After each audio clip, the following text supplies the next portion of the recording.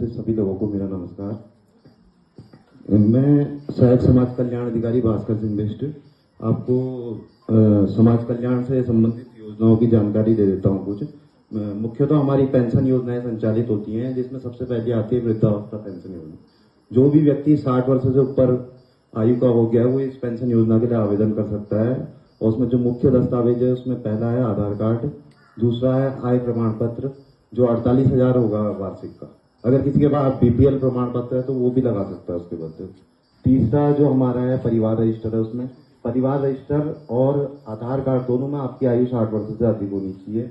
चौथा bank passbook, पांचवा सार्वभौमिक प्रमाण पत्र जो आपको पंचायत सेक्रेटरी और ग्राम प्रधान द्वारा जारी किया जाएगा।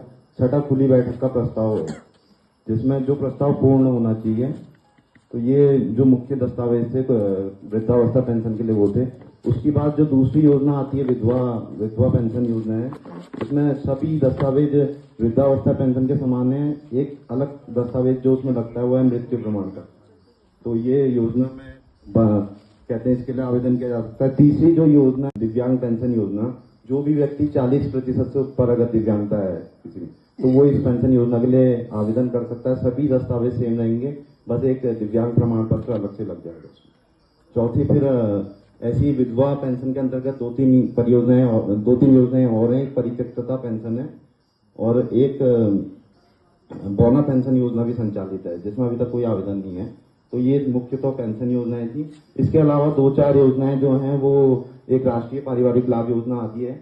अगर कोई व्यक्ति 18 से 60 वर्ष की आयु के अंतर्गत किसी की मृत्यु होती है और वो अपने परिवार का कमाऊ सदस्य है तो वो इस योजना में आवेदन कर सकता है। और ये जितनी भी योजनाएं हैं सब ऑनलाइन संचालित हैं। कि राष्ट्रीय पारिवारिक लाभ योजना ऑफलाइन संचालित है।